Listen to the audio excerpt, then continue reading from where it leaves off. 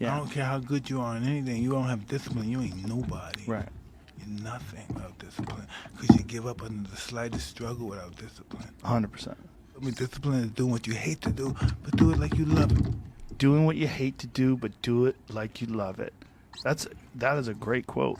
Mm-hmm. And if you can do that, you could be successful in anything. You know, you normally are. Your mind has to be stronger than your feelings.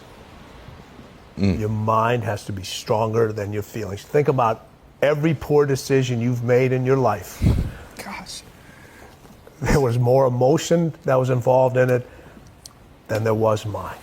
Every single one of them. Think about it. Really wise. Your feelings keep you in bed. Your mind tells you, get up. It's easy to give up. You know, Hell it's yeah. easy. It's the easiest thing in the world to do. I'm done. I ain't going. Oh, yeah. I ain't gonna keep going. Yeah, I don't feel like going to work. The I'm one, done. yeah, man. It's easy. It's very easy. But what's hard is going, yo, yesterday I got nothing from working as hard as I could. Nothing happened from that. I'm gonna do the same thing again today, but I'm gonna try to go harder. That's the hardest thing in the world. To get up every day and give 100% and be in the same position that you were each day, but mentally know that you're trying and trying and trying. That's a real grind. It's been very fun especially talking to young men about this. It's like, well, and that's the other thing too, is I think the world is full of darkness, let's say. And we could say each of us have a little bit of light. And if we release that light, if we let it shine properly, Christ, it's too cliched to go on with in some sense, but the world is a lesser place if you do not reveal from within yourself what you have to reveal. And the fact that the world is a lesser place actually turns out not to be trivial. Like if you aren't everything you could be, more people will die, more people will suffer, more evil will be unconstrained, more tyranny will reign, more chaos will remain chaotic and dangerous, all of that. Do you mean this by this in the sense of like the old proverb of the wings of a butterfly fluttering become a hurricane? It's something similar to that, but it can even be more local. It's like your family is more messed up than it could be if you were less messed up than you are. Right. So if you just got your act together, like 10% more, your family would be 1% better. Right. It's like, well, do it. And that would ripple off into the people that they interact with. Yes, and of ripple, course. that's the other thing that's so cool is that, like, people think, well, there's 7 billion of us, and each of us is just this separate dust mote, like floating in the cosmos, and what the hell difference does it make what you do anyways? It's like, that is not how we're connected. It's like, you're the center of a network, and you know way more people than this, but let's say typically, you're going to know 1,000 people in your life, well enough to have an impact on them, okay? And each of those 1,000 people is going to know 1,000 people. So you're one step from 1 million, and 2 steps from 1 billion. And we are networked, technically. That's how human interactions work. And so when you do something that you shouldn't do, it's worse than you think. And when you do something that you should do, it's better than you think. And so you think, well, this is why I've been telling people, well, clean up your room. It's like, well, your room is actually networked too. It's not that easy to clean up your room, to set it. So you want your room to be set up so that when you walk in there, it tells you to be better than you generally are. It's organized, it's got direction, everything's in its place. You try to do that in a chaotic household.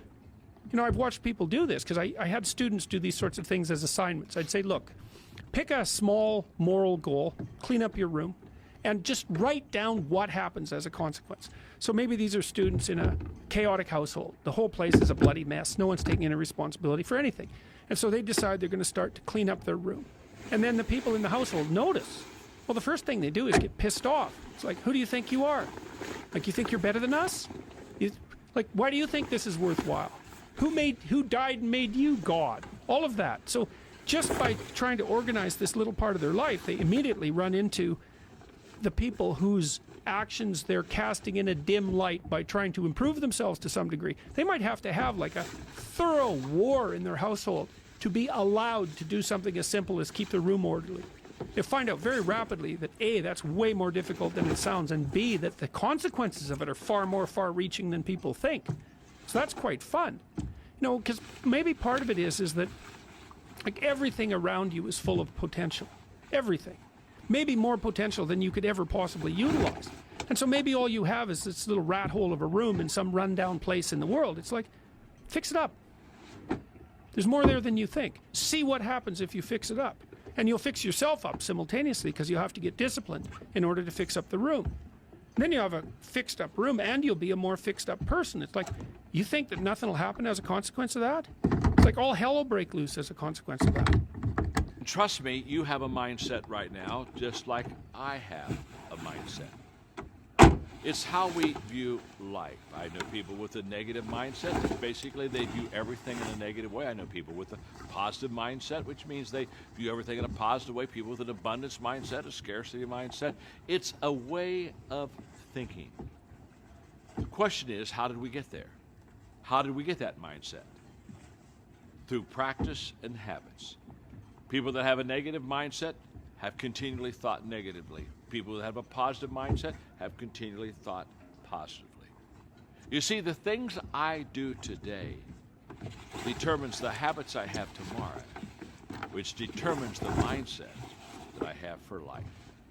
So go back to what you do daily and ask yourself, what kind of a mindset am I developing today?